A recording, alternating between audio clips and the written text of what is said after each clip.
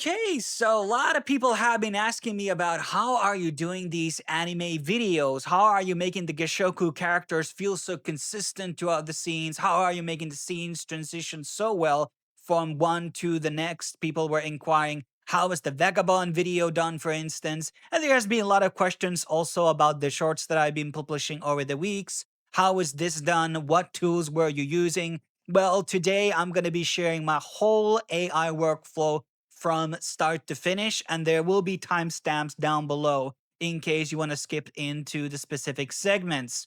Now, what we are going to be doing here today is that we are going to be creating a 30-second action scene. So that's basically two 15-second scenes, basically stitched up together in a way that they feel actually natural. Now, for those who don't know, I do also have an actual dedicated AI channel where I basically review a lot of platforms and a lot of new AI tools, which you should definitely pay attention to, which can be very useful on your workflow. There's also a specific storyboard guide for Seedance 2.0, which I obviously recommend watching as well after this video, because we are obviously going to be using Seedance 2.0 here to create our video. There's also another prompt video here where I go through some of the cool ideas and concepts that you can basically use. Now, also, thirdly, I do have an actual Telegram channel where I basically post a lot of these templates for you to use to basically create different types of Cdance 2.0 videos, anime, non-anime, realism, 3D CGI, and different types of styles. And most of these can be used in a multitude of different styles. A lot of cool stuff here. Some that I found from internet and some of them that I have created out myself. So all the links are going to be down below in the description. So the first thing we are obviously going to be doing is actually the character. Okay, that's the most important thing that we are going to be doing. It's not always necessary for an actual 15-second clip, but obviously most people want to have their own original characters. Now, there's a lot of different image generator models out there which you want to utilize, and I basically broke it down them into two different categories. So you have the design category. These are image generators which are just really good for creating characters or concept art. And the ones that I really think are the best are Midjourney, Grok, Nano Banana, that means Nano Banana Pro and Nano Banana 2, and GPT Image 2, which we're going to be using here today, Reeve 2.0, and then there's a lot of like tier 2 stuff like Flux, Korea. Sea Dream is pretty bad in my opinion. I don't think those are very, imaginative, and they're quite bland and kind of low quality for anime, especially. Sea Dream is a lot more for realism. Then what we have is the storyboards. This is a very important technique that you need to master with Seedance. As of right now, with the current model, there's been rumors about that Seedance 2.1 is going to be releasing somewhere later this summer, which is going to be much more improved, which probably won't need to rely as much on the storyboards. And GPT Image 2 is basically the one that everybody's using for storyboards, and everyone else are not as good with those storyboards. And the reason for that is because the storyboards are essentially multitude of different images, okay? And once you have a lot of images inside one image, the quality drops a lot of the other models. So for very simplistic stuff, Nano Banana 2 is okay, but not good for quality and accuracy and detail. Reeve 2.0 is probably the second best for storyboards. Grok is also quite lacking. Now let's kind of go through and create out an actual image. Now I'm doing this with ChatGPT interface. Now, what I want you to know is that you really want to have a platform like, let's say, OpenArt or Higgsfield, a platform that can prompt you videos and images. The idea that you're going to have separate subscriptions to the main platform is going to be costing you more money. And usually, in some of these platforms, like Higgsfield, for example, and OpenArt and Runway, they're giving you unlimited image credits. So you can basically prompt as much as images you want, but there's going to be a slow queue for them. So we're obviously going to be doing an anime scene. So if I would say anime sorcerer, male character, dark robe, And now we would basically create an image. Obviously, you can change the dimensions and stuff like that. And I'm going to explain to you what is actually a good reference image here. And as I already said, GPT image is something that I use for storyboards, but it's not something that I really use that a lot for the character designs. And I'm going to be explaining that in a second. So the characters that I usually do are with Grok. Grok, in my opinion, is one of the most creative ways to basically create images. On the quality side of things, speed is for a bit more plain style, maybe good for like background characters and things like that, but quality is really good for designs. And then there's also like Nano Banana. So here, for example, a good technique where you can save credits is you can write to create 4 different characters, which are all separated by panels. This is something that works with Nano Banana Pro, GPT Image, and Grok. So you can basically get 4 ideas to go with the cost of 1 in case you're going to be in credit based thing. Okay, here we go. Now, this is a cool character, but the problem already here is twofold. Number one is that the default style of ChatGPT is frankly just too detailed for to be animated. This is an illustration. Illustrations are not meant to be animated. You need to have flat color themes and a lot less artifacts, a lot less busy designs. And usually GPT Image 2 will create extremely dark images. So the actual improved version would be you add full body shot because you want the full character, 2D semi-flat anime colors. So let's go with that one. But in the meanwhile, we can also do it with Grok. So let's go with Grok. We're going to be doing a sorcerer's design over here. What I like about Grok, especially when I'm filming these videos, is that it's prompting out pretty fast. So this is really good because we're seeing the whole character. There is detail here, but there's also, it's actually anime vibe. And let me explain to you why this original design is really, really bad. So I'm going to be showcasing, I don't want to shit on this guy that basically did this video, but I'm going to be showcasing when he is doing a Seedance video with these references from GPT to image. And you can see the background is extremely pixelated. There's these white and black dots all around the place. That's what happens when you are prompting an image with GPT-2 and then you're doing edits on it. And a lot of this just doesn't look very, very good. This is because I said it's an illustrative side. So this design idea, like here on the close-up, it does actually look a bit more better, but it's not good. And there's also another example I want to show here, which we're going to be talking about later, which is the transitions here. That is the ending frame of the 15 seconds that he did, or maybe he did 10 seconds, I don't know. And then he basically copied that last frame and used the last frame to do the next video. And what happened is that the style changes fucking a lot. So it doesn't feel like a good transition over here. This doesn't look good. And that's a mistake that a lot of people do when they're thinking, okay, how do I continue the scene? I'm just going to be copying the last frame. Seedance will always change it for you. So it's never going to be looking like the last frame. This is something you need to understand. And there's workarounds for this. And I'm going to be explaining them later on. Okay, now here we have another image. I don't actually like this one also. So we're just going to be going out with a Grok design. And we're going to be doing a different type of character, a fighter character around his waist. And you can make some typos, it doesn't really matter. And so this is very important. So we want like a semi-flat colored character, not too much detail. Okay, the urn is really not on the side of the waist. Let's try that again. And that's going to be our hero. Then we are going to be designing enemy to fight. It's not always necessary if you just want a random enemy to fight. Okay, we're just going to go with this one. And then we can do the edit screen. And now we are going to be doing widescreen. So, right, most people are just using this as a reference. Okay, it's pretty decent. It's clean image.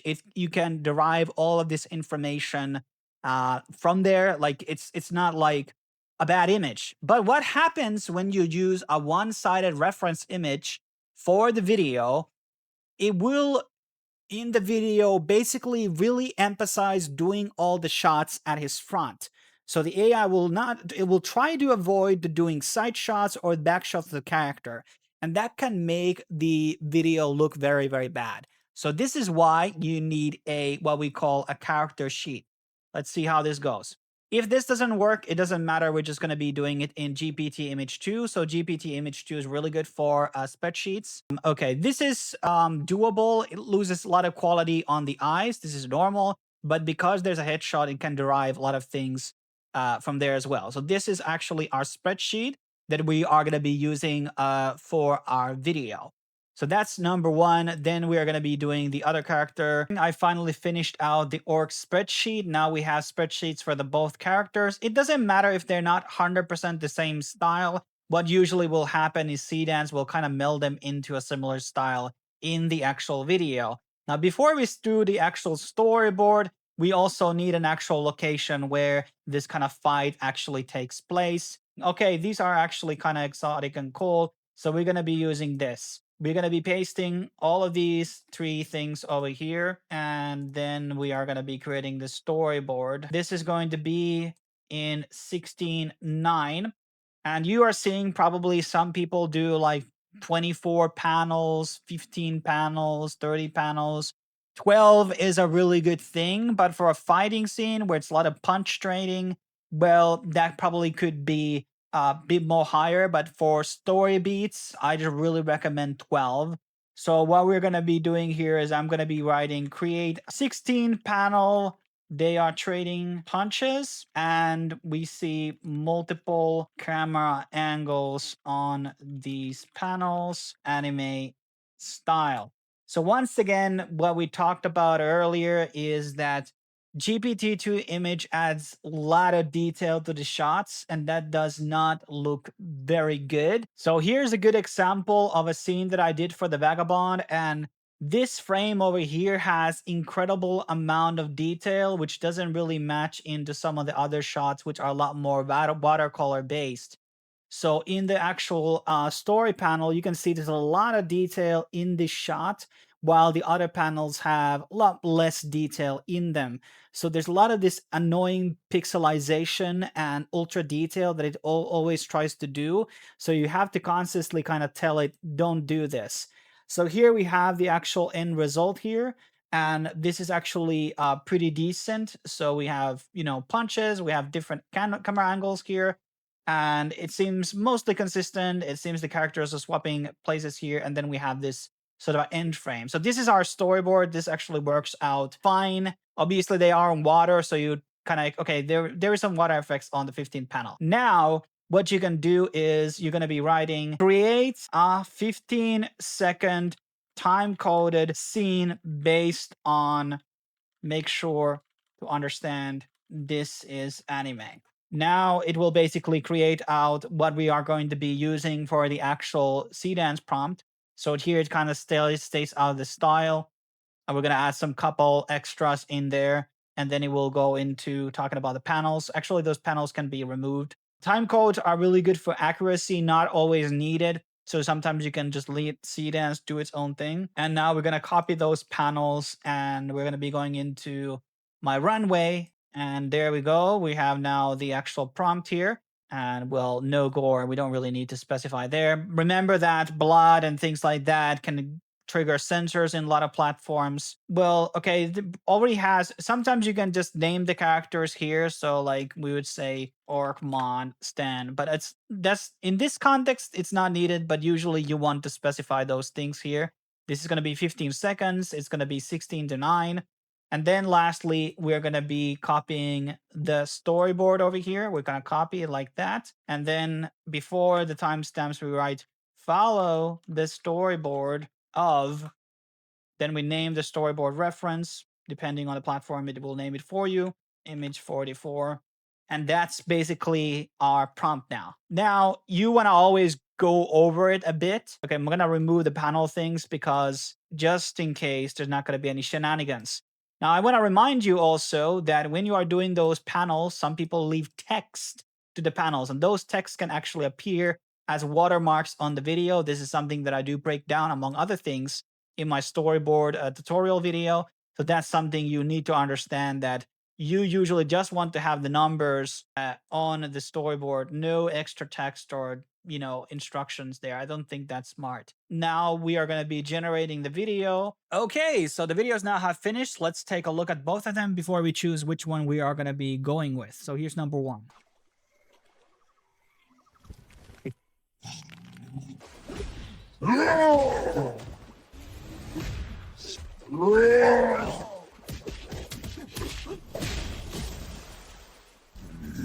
So that was actually pretty good. Now let's look at the number two.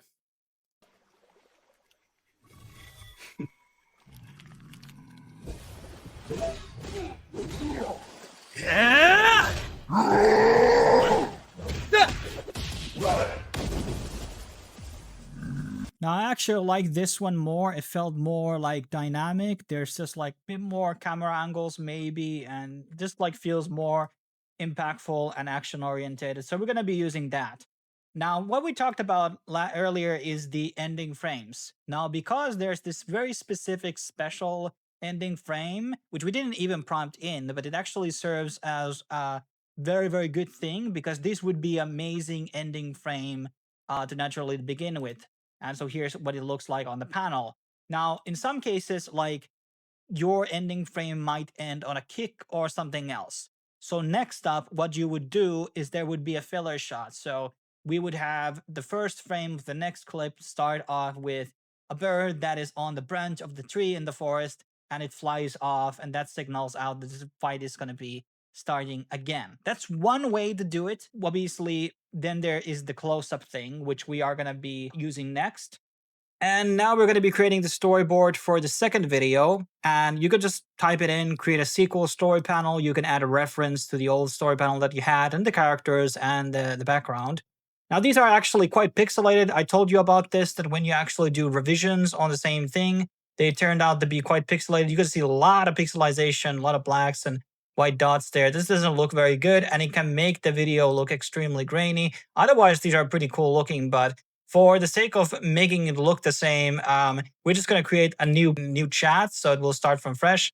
And here we have, I think, a bit less of that pixelization. I mean, this is not perfect either, but we just have to go with this. And we're going to be copying this, and we're going to be removing the old storyboard. We're going to be using the same style prompt here. And actually, we're going to be removing the no music now, because this is the ending thing.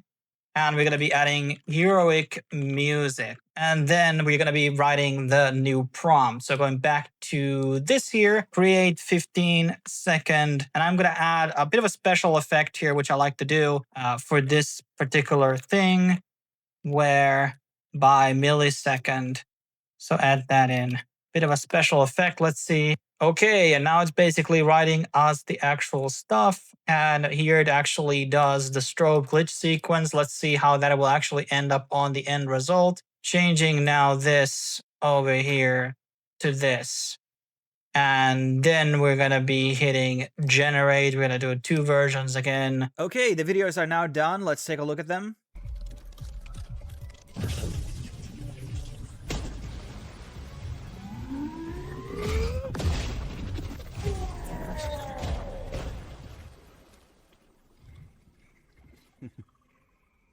Okay, not bad at all. Let's take a look at the second one.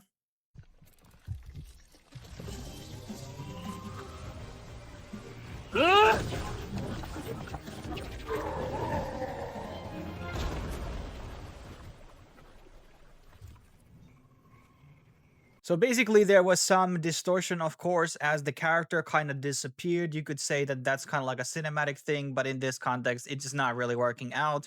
But like when you look at it, the knock-on effect is a lot more better on the second clip than the first one. Both of the times, because of the reference image shows the orc basically being this way knocked down, and this is something that I probably should have noticed earlier. So you have to make it right position, which makes it natural to, fall that way. So this is not a good way, basically, unless he would have been punched from the back, okay? But overall, this is very good transition. This one I like here. It's charging a bit more faster, but ultimately the first clip is the one that we're going to be going with. So here I basically stitched up them on the CapCut, and now we're going to be doing some small adjustments. And here is like the transition from scene A to scene. So that actually feels quite natural. It's a good transition. It makes a lot of sense. And that's just like a one example where you just basically have a standoff type of position, and then you put up a focus on the background, on the foreground of something, or then you just laser focus into a charging fist or some type of weapon being pulled out. Maybe they're pulling out a gun, dagger, or something like that. A lot of things can work. Now, one of the things here is that the charging is actually kind of, it takes too long. It takes a lot of flow from the video, so I'm just going to be cutting it in half like that. And this is how it looks now.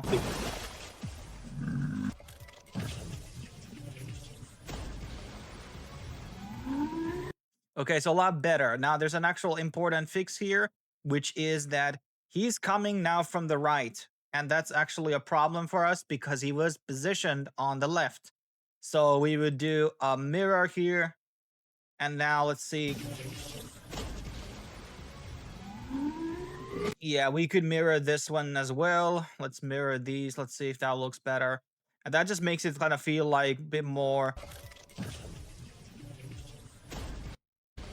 yeah, a bit more natural to the scene, because as we see, he's on the left side over here, and that would be basically wrap up of the clip. Here, for example, we could add, like, the camera could be shaking slightly when the thing is being charged. Maybe this will bring a bit more an effect into it. There can be also a lot of, like, here's the strobe effects that we kind of went for. These are great frames over here. These are really, really cool frames in my opinion. But that's basically how these are done. I want to talk about one kind of hidden trick that you could also apply. So here's a shot from episode 1 that I'm currently working on.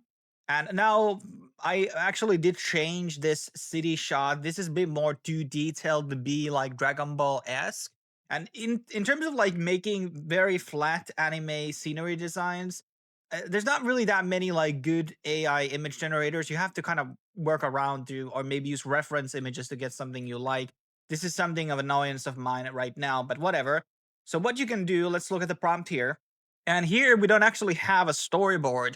So I just typed in show montage of different parts of the alien city of Sandus through 8 cuts, Dragon Ball like town, no music. And then it will basically create out this sort of like a filler shots of things that are happening in the city. And these are something that you can put in between when there's dialogue or something like that. And these are very convenient. Filler shots are very important. Any type of movie will have all the time certain levels of filler shots. These just make it feel, a bit more wholesome, that the world is actually alive. Things are going there. Wind shots, steam shots, these are very beautiful. Or just like every time you're transitioning into a new location, you need to have like some type of overview city shot so the viewer knows we have changed location. And this is the beauty of Seedance, is that it has the ability to be very creative from one image. And you just give one reference. You can give it a forest image, and it will just show you scenes on that forest, maybe a waterfall, pond, some bugs on a tree. It can do a lot of things with just a one single image. And as you can see, we just have the shot of the city, and it's able to do all of these very, very cool shots from there. And you can cut the ones that you don't like, ones that look good, and just keep them all together. Now I basically made like, I don't know how, like 5 or 6 of these, and now I can basically stitch them up together. Maybe these type of like high motion things I'm not maybe a bit of fan of, but whatever. There's a lot of things here that I can basically use on some of the stuff that I'm going to be working on the first episode. But that basically wraps up a lot of things that I have to say. There's more guides, obviously, on the other channel, reviews of different tools that you can be using. And if you want more help or something, I guess you could just ask on the comments below. I am going to be opening up an AI Discord at some point where people can come to network, hire people, and things like that, so people can learn. But thanks for watching, guys. Stay tuned for more videos in the future. Cheers.